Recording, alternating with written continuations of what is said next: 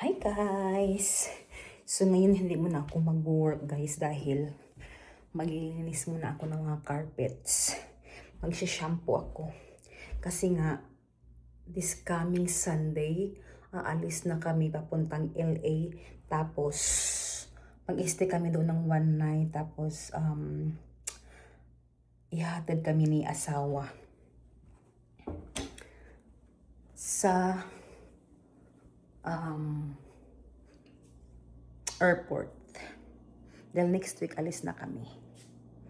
So maglinis muna ako. Tingnan nyo naman guys. Yung kinainan namin ni Sawyer kanina. So mag-shampoo ako ng couch at saka carpet guys. Tapos siguro bukas matatapos din naman ako sa mga rooms ng mga bata at saka sa room namin. At sagdanan at hallway.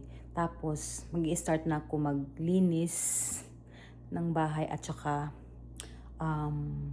may mga Thursday yan mag-i-impake na ako, mag-i-start na ako mag-impake ng mga damit namin. Kasi next week, alis na kami guys.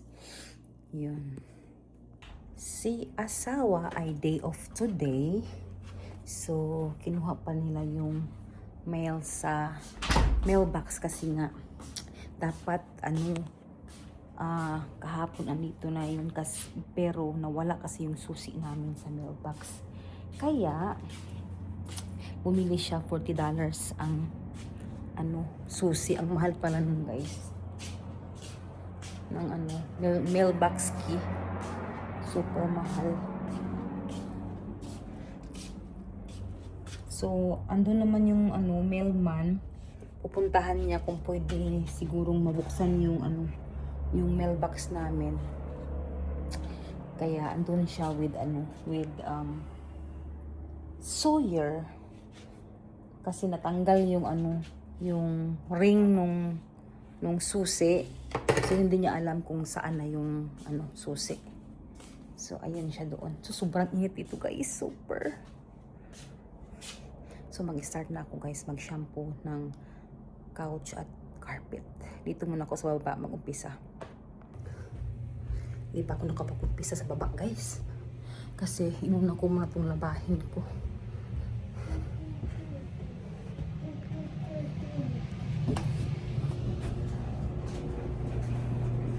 Dito naman ako guys. Unahin ko muna yung kay Shelton kasi sobrang daming mancha. Sus, Diyos ko. Tapos mga light color pa yung pinipili yung damit. Sobrang daming mancha. Ito guys is pwede sa decolor at puti. So, para makuha to. Naglaro pa siya ng football. Kasama yung mga classmate niya.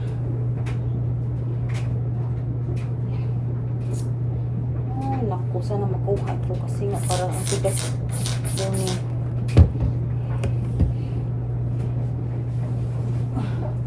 grabe yung mga socks niya.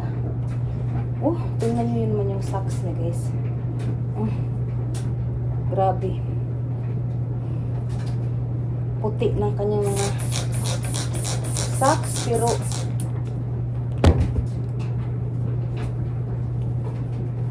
mahilig siya sa mga light color pero pag niya pag mamit naman sige go lang kay Sawyer din to mga light color yung mga medyas gaya-gaya kasi siya kay guys kay Shelton kaya yan ito daw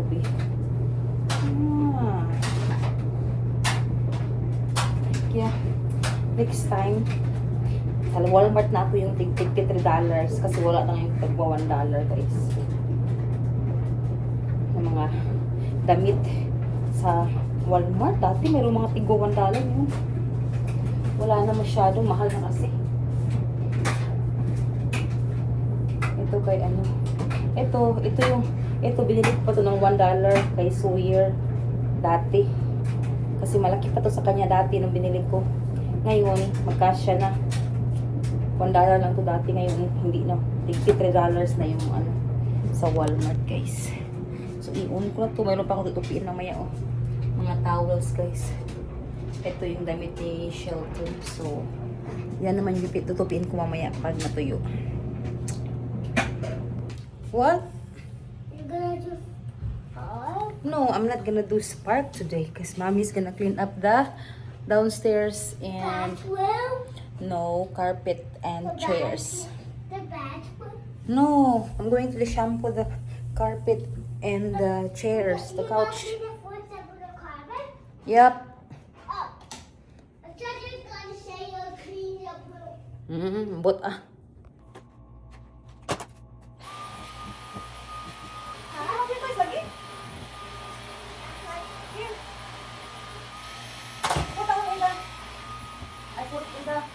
this one? I put that in the toy box, but you took it out again. Move. Okay, go. Out again.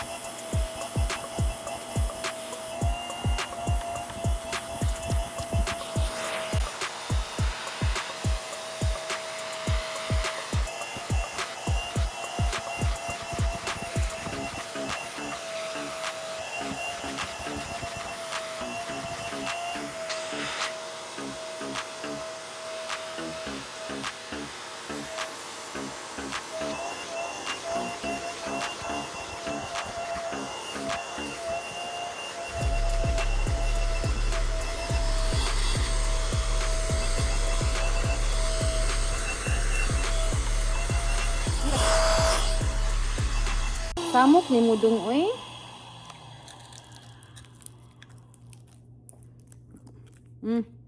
Throw this one in the garbage.